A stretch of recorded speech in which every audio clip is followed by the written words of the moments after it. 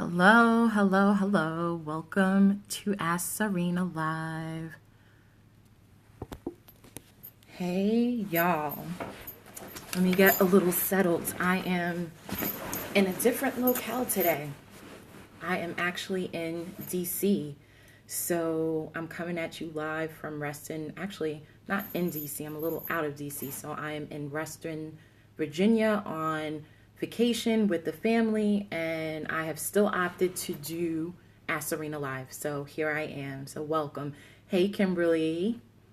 So what's going on, people? I'm in a good mood. I had some good Turkish food, Turkish Lebanese food tonight. I got to see the Martin Luther King Memorial and Monument in the rain, but I saw it and took some great pictures, so that was dope. So if you're new to the broadcast, let me hip you to what's up. I am Janine Truitt. This is my show, Ask Czarina Live. I do this every Thursday at 11 p.m.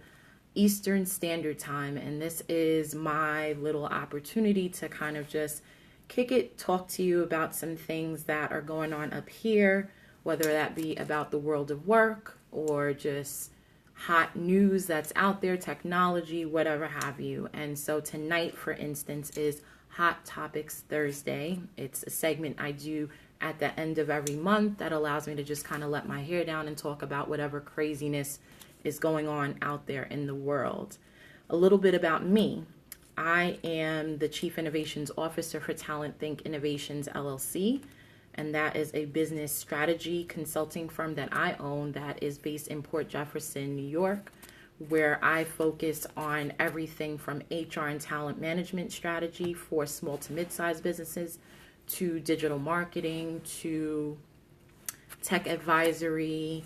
The list just keeps on growing. So, but overall, I am focused on business strategy for small to mid-sized businesses. So that's a little bit about me. So thank you for tuning in. Tonight, like I said, is Hot Topics Thursday. And so we usually just pick about, 2 to 3 topics that are kind of hot at the moment to have a discussion about them. And as usual, there are articles and or points of reference that I like to always share in the beginning of the show so that you can kind of do your own research on the things that I'm talking about, right? So here we go. So the first article is called Ben Carson, Harriet Tubman would turn in her grave if she knew she was on the $20 bill. So this is by The Independent, and God only knows, this is the longest freaking title I've ever seen, ever in my life. But there you go, and there's your URL, so snapshot that.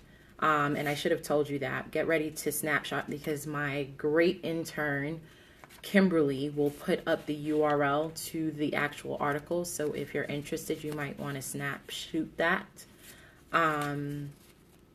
Snapchat is the new reality TV. That is the second article. We'll kind of get into some stuff on Snapchat.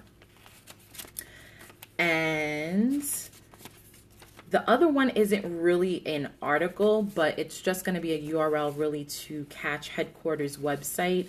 It's where they made their announcement, and so you'll just be able to get that information right on their website. There's not really any articles circulating about it.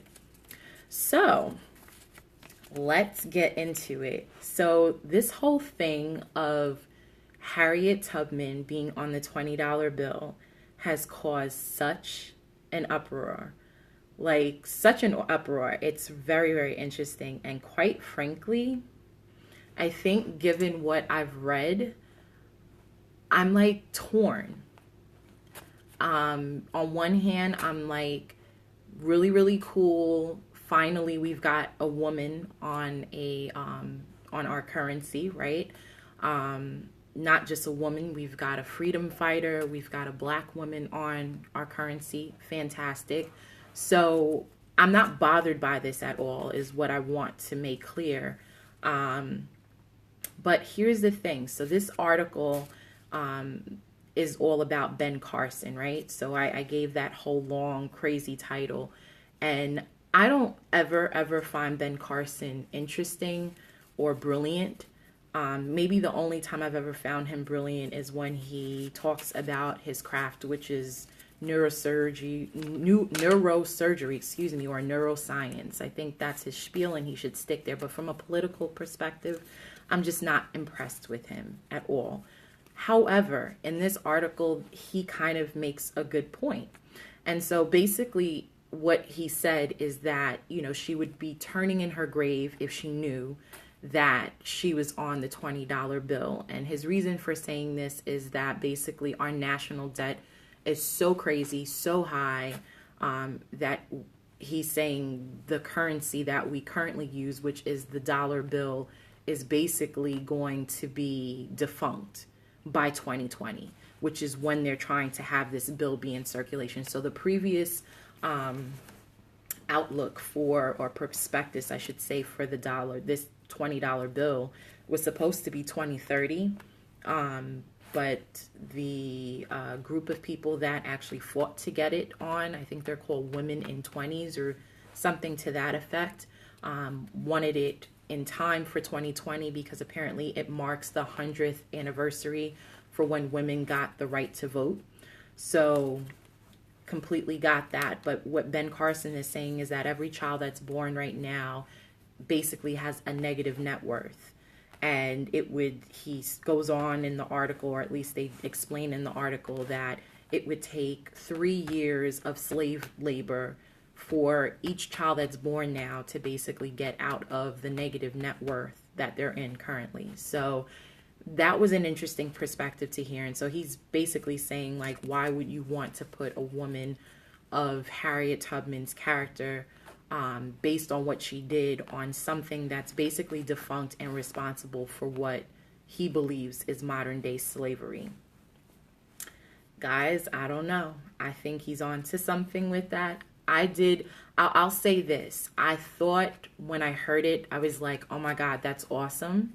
So again, it doesn't bother me. I'm very happy about it. But then another part of me just wondered why it went through with like pretty much minimal hoopla, because there's not much these days that doesn't cause the Republicans and Democrats to be at each other's throats, especially where it concerns race and civil rights and the whole 9 yards. So it was just kind of odd to me that this thing just kind of went through and suddenly we get word that she is on the dollar bill. And so, not to feed into conspiracy theory, but sometimes, a lot of times, it's on point.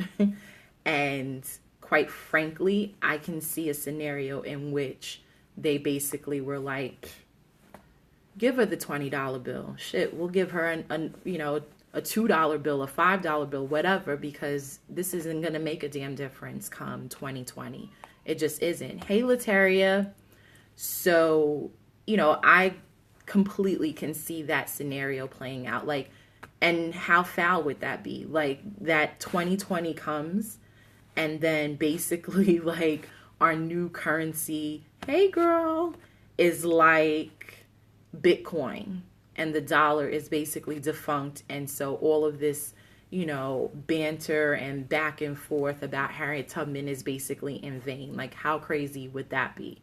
So, like I said, I don't ever, I shouldn't say always, I don't ever agree with Ben Carson, like, at all. I don't find him fascinating. He just doesn't lend anything to most conversations, quite frankly. But on this topic, I kind of have to agree with him that it is, one, odd that they pushed this through so quickly to have Harriet Tubman be on the $20 bill. And two, he's absolutely correct. The dollar bill is basically modern day slavery. Like, if you just look at everything that I've even discussed over like the whole course of my Periscopes, as far as like the world of work and how all of that is kind of connected to the greater world and society, like, what do people kind of live for? What do people work for? They work for a dollar. People have lost all sense for like just simple things, how to love one another, how to live with grace, how to be grateful for what you have, just these very fundamental things that we all kind of know and that we all know we should kind of live by, lost, all because of what? I've got to go to work. I got to keep this job because I got bills to pay. And basically, you know, the more money we make, the more we spend, right? So I think I saw something on Instagram, you know, people post all kinds of stuff, and someone was poking fun at this woman who had just gotten her income tax, and all you saw was like bags of Victoria's Secret, True Religion, I mean, all the top names, YSL, like you name it, she had it. And, you know, it just, again, if you think about what Ben Carson's saying about modern day slavery, it so applies. So even in that one scenario, she probably struggled her ass this whole past year, like the whole of 2015, right? And so now she gets back this tax return, which is really her money. Let's just put that in perspective.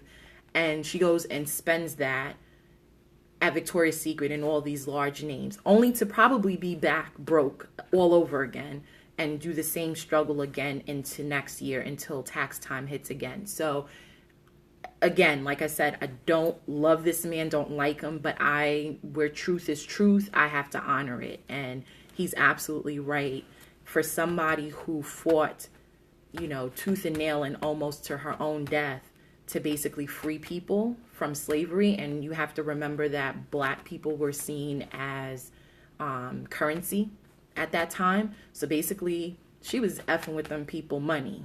Like, to put it plainly, she was messing with their money by freeing people. So, you know, then to put her on the currency, when you look at it from that perspective, it may very well be a slap in the face, as the article suggests. It may very well be a slap in the face. And I'll leave it at that.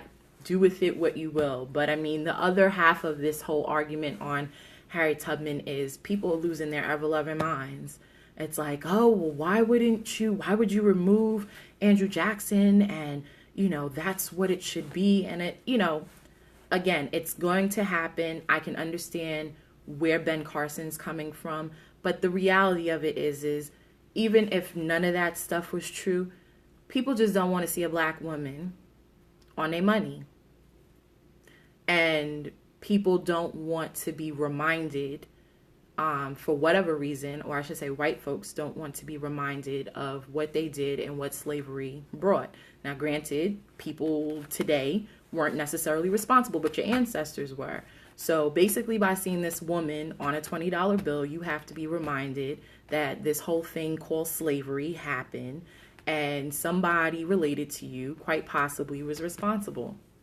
You don't want to be reminded? That sucks. Neither do we, but we get reminded. Yeah, very uncomfortable. And, you know, it's uncomfortable for us too.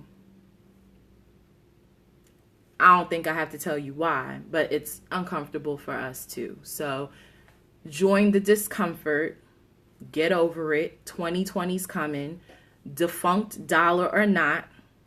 You're going to have to see a black woman on your $20 bill. And when it comes, I'm going to be like this. Sorry. Sucks. It is what it is. You know, quite frankly, for me, I never looked at money and ever said to myself, like, you know, wow, why aren't there any of people that look like me on the dollar bill? It just never occurred to me. And part of that is a little bit of brainwashing, because you just get accustomed to the norm. You just get accustomed to the fact that there's no representation for you in society at certain levels. And so for me, it just was never even a thought that one day I could see someone of color on a piece of currency. Never even occurred. Again, brainwashing. You just get accustomed to what seems like it's normal. But the reality of it is it's not normal. There should be a woman. There should be a woman, a person of a lot of different cultures, quite frankly.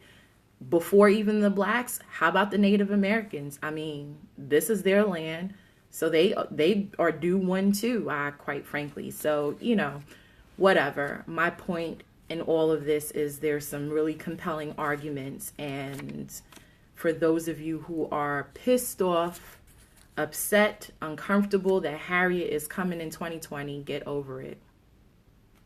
Respectfully, all the Black people in America and beyond. So, moving on, Snapchat.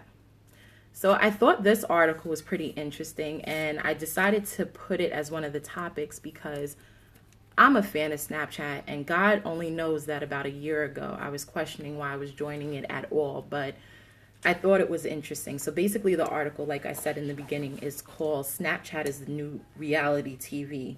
And basically it just goes on to talk about how not so much that people are leaving television for Snapchat, but just saying that the way that Snapchat is growing, the way that it's set up is such that it creates a reality TV scenario that's maybe almost more compelling than what you see on TV. And I have to agree. It's unedited, unabashed, basically real life scenarios, how people live, how they think. I mean, you really get to see that. Now, there are some people, exactly, Lataria. I mean, if you want somebody raw, go there. I mean, I have some people that I watch. There's one woman, I hope she doesn't mind me throwing her name out there. I don't think she would, but her name is Fat Girl Fresh. PHATGIRL Fresh. And I'm sorry, she's one of the bloggers in one of my groups. She cracks me up. Like, literally, she cracks me up. I live for her snaps. Like, when she snaps, she's literally, you don't know where she's gonna be. She's either all dialed up and doing photo shoots, and or she's in her bed watching like Love and Hip Hop, and the stuff that comes out her mouth is freaking hilarious. And quite frankly, I watch her. I don't necessarily watch TV anymore. Yes, it definitely is the bomb for building personal brand. I agree. So I know a lot of people are like, oh, definitely authenticity at its best. So I love her. Gorgeous in Gray. Oh my God, she's another one. She be having me rolling too. Check those two out. Just for starters, like there's so many people that I really like a whole ton on Snapchat. But my whole thing is this idea of it being the next reality TV. I think they're onto something. Like, I think this is where it's going, because we all know TV puts out a new reality show, fantastic, whatever. The first season is probably about the realest you're ever going to see in terms of a reality TV. So like when I think back to when I used to watch reality TV, which I don't anymore, and I think about like the Real Housewives of Atlanta, for instance.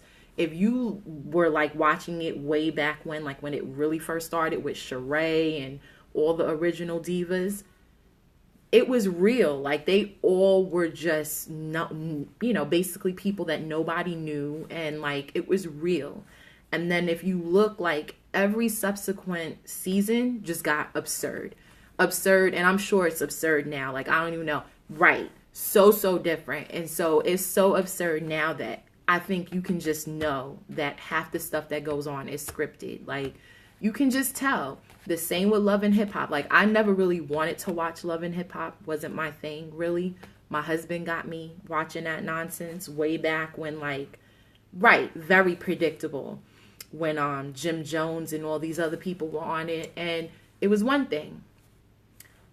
Fast forward seasons, chicks are like dragging each other, pulling hair. This one's got beef with this one.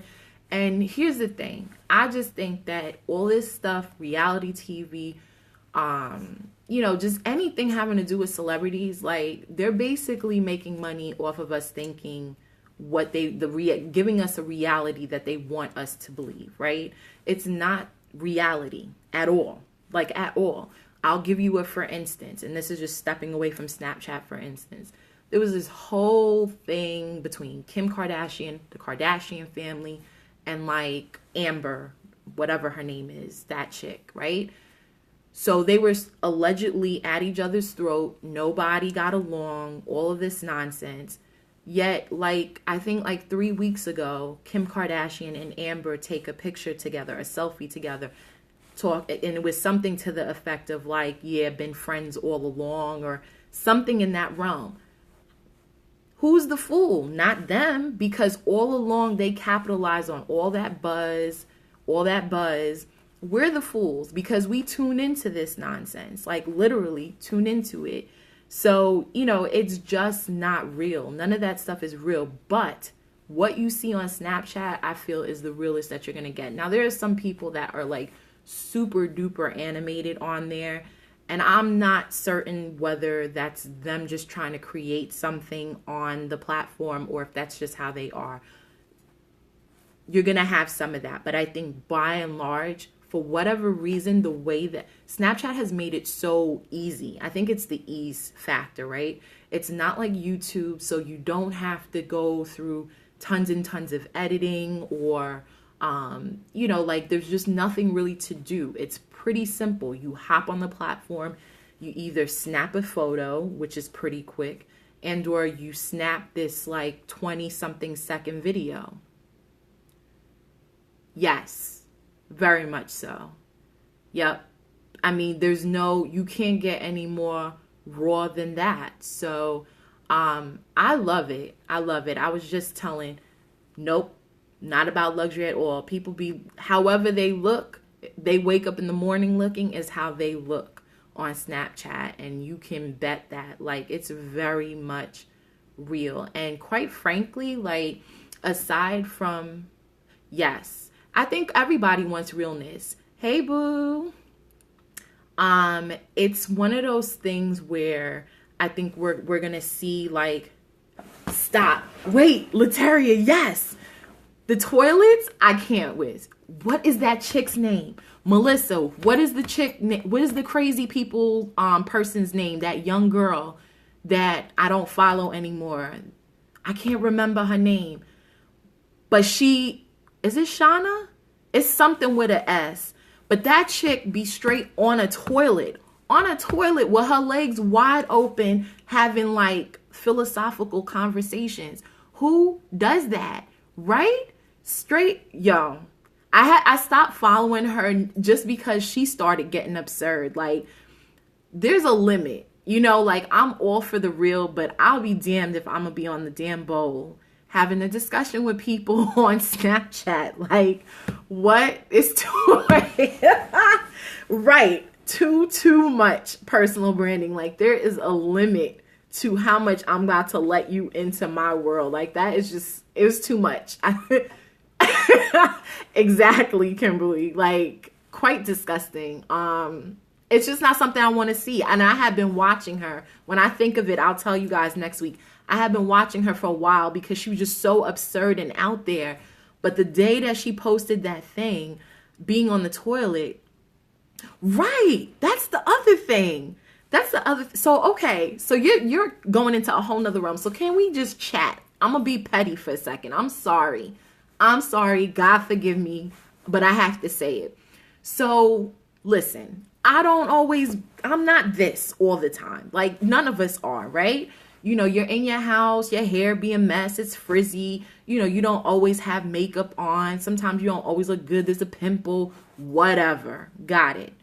But my thing is I don't understand, like, how MRezzy is. Oh, yeah. Well, that's a whole nother conversation. But how do people just end up on the Snapchat Periscope looking anyhow, in your pajamas, in your drawers?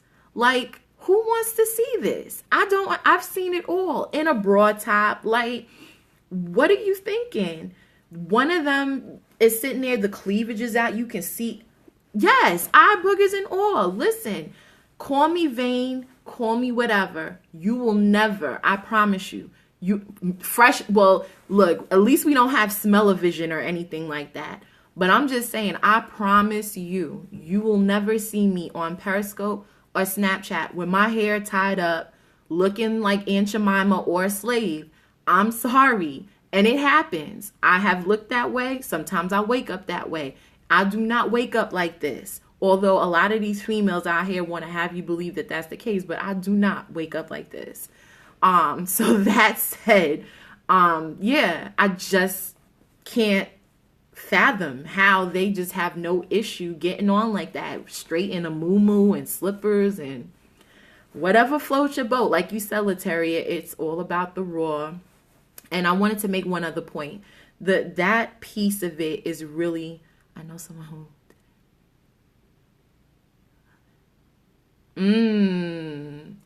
ooh, really? That's interesting.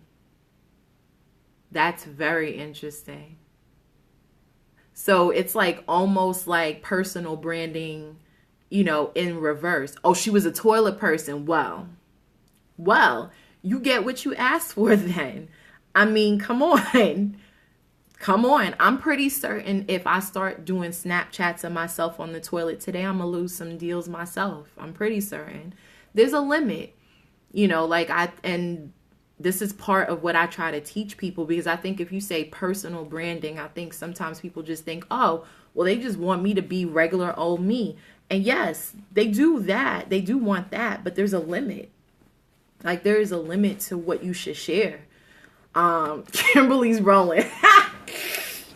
I mean, come on. Unless you selling Charmin tissue or Cottonelle flush wipes, I'm pretty certain nobody wants to see you on the toilet. So, that's a shame. But people have, it's common sense. Like, I just wonder where people's common sense is. And, we have all these tools, and what ends up happening is when people start to misuse it in that way, then people tend to blame the tool. So they would say in time, well, yeah, because it's an extension of the brand. It's an extension of the company. So, you have to be very careful. In the past, they have not. And there's plenty of companies now that still aren't really doing their vetting well enough on these platforms to really see what people are talking about. There's a lot of people shouldn't be on right now. A lot of people shouldn't be getting deals for anything, based on what I see. But what the companies are after are those followings. So once you are one of these influencers who have 1 million some odd people, or you got, 200,000 people, they're just like, whatever. We just want to get to those 200,000 people. Rock on. Because then you start digging a little deeper and you find out like some of these people are ridiculous. Melissa kind of mentioned somebody earlier, like, no beef. I think the girl's great. But this chick, Amrezi, I went to her YouTube, and even her Snapchat, and oh my gosh, pretty girl. I'm not saying you shouldn't curse, because I certainly curse. I do my share of cursing, but there's a limit. Every other word is literally a curse word. Effing this, effing that. Every woman that dislikes something she does is a bitch. It's just like, who is hiring you with that kind of mouth? Again, I am no stranger to a good curse word. So I'm not here to judge the fact that she curses at all. But I'm just saying that, again, when it comes to the personal branding piece, there is a limit to how much of that you want to do, especially if you're looking like she seems to me. I've been watching her for a really long time. She seems to me like somebody that wants more than just what she does, which is makeup, right? And so if that's the case, you want to be a TV correspondent, I'm pretty sure, or somebody who gets called in to cover fashion weeks, whatever. She wants more than what she's doing. And in order to get there, you can't have that kind of mouth. Who's hiring you with that? They're just not. So, but again, she'll get some deals because of the following. She's got like millions of followers. I don't know what she's up to now. I stopped following her. But, I'm sure. I could see that. I could definitely see that. So, I have to, right. Well, that has always been, and that's never changed. And I guess some part of me is happy that none of that was a thing back when I was doing that kind of thing, the modeling and all that stuff. Yeah. It's all about show up, show out, and shut up. basically. That hasn't changed in over 15, 20, I'm sure even 30 years. No, really, literally, that is the motto. Show up, show out, and shut up. That's it. That's how the modeling world works, which is why it didn't work for me for too long. So, yeah, completely get that. So, let me move on to the next topic. So, don't know if you know much about Catch, and that's Catch with a Katch, not a C. So, Catch is a great startup that started last year, just around the time that Meerkat and Periscope was getting their legs. And basically what they did is they made it so that the periscopes that you shoot on Periscope kind of lived longer than what Periscope gives you. So everybody knows that Periscope only gives you like 24 hours for people to view your videos. What Catch was doing was capturing your videos. As long as you created an account with them and linked your Periscope, they were basically allowing for your videos to live on their platform indefinitely. And so it would live there, and they did really nice things of featuring the best of Periscope every week. And basically from Catch is how you were able to download your Periscopes onto YouTube if you have a YouTube channel. So when I started out on Periscope, basically Periscope wasn't letting me be great because I had it on my settings set to save to my gallery, which would then allow me to upload to YouTube. Except that wasn't working. So in came me doing some stuff with Black Biscope, and they were like, hey, get an account with Catch. And so I hopped on Catch.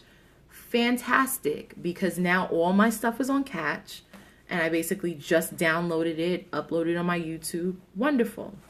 Well, last week, I believe it was, Catch, the founders of Catch, announced on a Periscope that they are going out of business as of May 4th. So sad.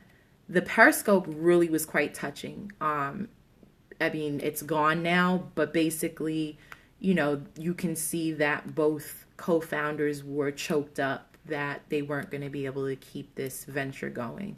I was sad for them because I think they really believed in this product, as well they should. It was extremely innovative, I thought, and helpful.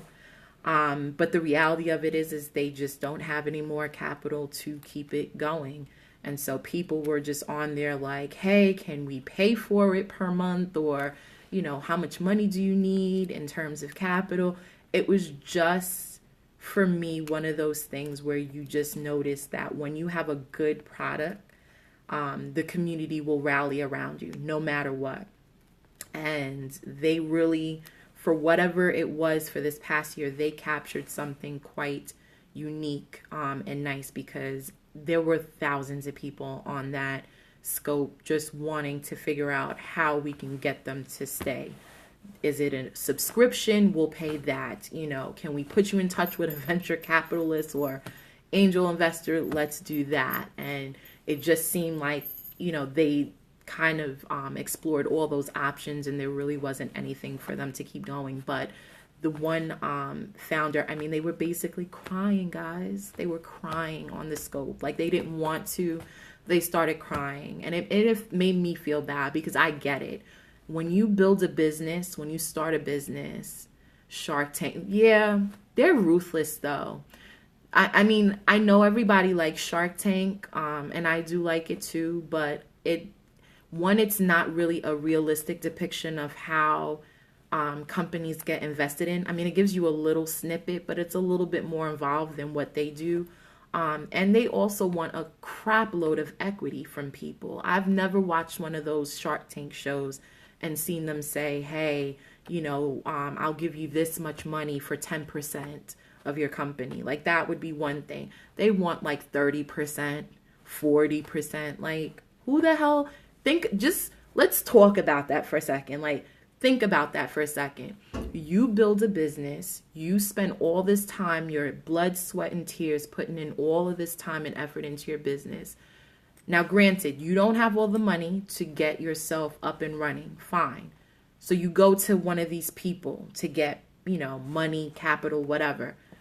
Do you really want to give 40 to 50%, 30% of anything you ever earn in that business to somebody? No, I have to give you an assurance. So I get it. You got to get a percentage of something. But my whole thing is once I pay you, bye. Thank you. I appreciate you. It's just a lot, which is why a lot of entrepreneurs now are bootstrapping, what they say bootstrapping, which is using their own funds to keep themselves solvent. I'm a bootstrapper. I thought I might have wanted investment at some point, but I'm not comfortable with something that I've grown and taking a portion of that and giving that to someone else for their pockets. I'm just not comfortable with it. So to that point, I don't think they want that either. It's really, you could see on the Periscope that this was something that was a labor of love for them, that they had really thought about and that they enjoyed. And, it seemed like it was something they couldn't see down the line. It's not working out. And it's just a testament to the times. Like, even if you have a great idea, you can go down the tubes, right? Even if you have a great idea, even if you have the community to back you, like if everything aligns for you in business, it can all go to crap.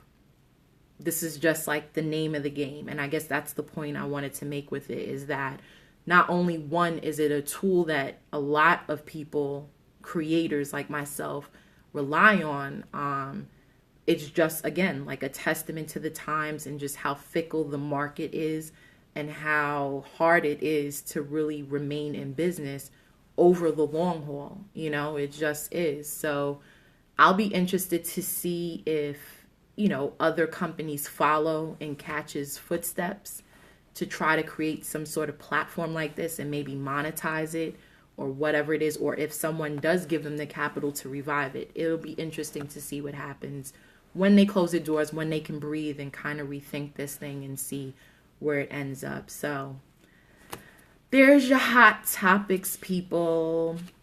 What else can I tell you about what's going on with me? This week, I have a pretty big article going on the blog. So I have to stop for a second and preface what I'm about to say with the fact that I will receive compensation from Dun & Bradstreet for my work on this project, right? I have to let you guys know that because I can't make it seem like I'm not being paid to say certain things, although they are not exactly guiding what I'm about to say to you, if that makes sense, right? So anyway, the article, my sponsored product review, is called Big Data is Not So Big. Dun & Bradstreet empowers data-driven small business. I know that's a mouthful.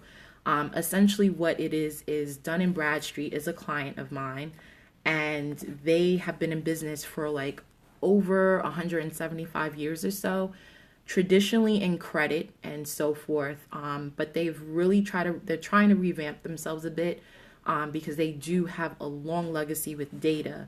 And basically every business in the US gets what they call a DUNS number, which is their proprietary thing for chronicling everything you do in business. So they were very kind to give me a sneak peek at a new add-in tool that they have for Microsoft Office 365. And it's an analytics tool. It's very, very cool. It's powered by Ingram Micro Cloud, so it's in the cloud, which is very cool. And basically what it allows you to do is it allows you to take the data you have currently and turn it into analytics you can use. So something really simple like just having a few names, like if you're going to go on the road and prospect people and you want to meet with somebody at a conference to kind of see what kind of business deals you can get, you basically can use this tool to kind of get you the direct numbers, emails, contact information for those people so that you can make your trip more worth it and maybe target your market a little better. And it's all done through Excel. So it's like not even like it's a fancy tool. It's just stuff that you already have, data you already have, but they're basically drawing on their X amount of years of expertise and data, legacy data, to give you more to work with. And it's for small business, and it's like $25 a month, $300 a year, which is pretty negligible. So I'm not at a point where I can use it, but quite frankly, when I do get to that point, I'm all about it, because till now, none of this has been available to small business. All of this big data stuff has all been for the big guys. Big guys, Fortune 500 has never been for us. So the fact that they've actually got something that the price point is reasonable, and they're trying to give this kind of tool to us to be able to make better data-driven decisions, very, very cool. So again, if you're a small business owner, or if you're interested in the product, the post is up on my site. Again, it's Big Data is Not So Big. Dun & Bradstreet empowers data-driven small business. So that's my spiel. That's all I've got. I've got some cupcakes that are calling me from Red Cupcakery. One thing on that, I go to the Red Velvet Cupcakery. I go to this place looking for red velvet cupcakes, and they didn't have not a one red velvet cupcake. Seriously though, how do you run out of the one thing that people are gonna come see you for? Like, for real. So anyway, I had to go with what they had left, and so that's calling me. I'm about to go have a drink with the hubby, and that's pretty much all I got, guys. So thanks so much for tuning in. Thank you, my love Melissa, for joining. I am so pleased. Oh my God, you guys, you need to check her out. If you're into beauty stuff, go to her Instagram. Homegirl has like a video with like some winged liner or something that's up to like 5,000 views. How was it? Oh, it's been great. It's been really good, honestly. It's been good to just not pay attention to anything business-wise, right? We were supposed to go on a tour tonight. It got really nasty out here, so I kind of canceled it, but we still made it to see the Martin Luther King Memorial. So crazy. Oh, you're absolutely welcome. Of course, I'm gonna big you up. Like, come on. So yeah, that was cool. So it's just been nice to just get out. It's been a really long time since we've been able to do anything like this. So thanks for asking, Lataria. So thank you guys. Before I let you go, Kimberly's last day is today. She's the one that throws up all the links and helps me with the production for this. She helps me with all the articles. I can't thank her enough for all of her help, for being fantastic. Just a great intern, great person, and I'm going to miss working with her. So thank you, Kimberly. I appreciate you. And that's all I got, guys. Have a great rest of the week and weekend. Oh, you're welcome. All right, guys. I'll see you next week. Bye.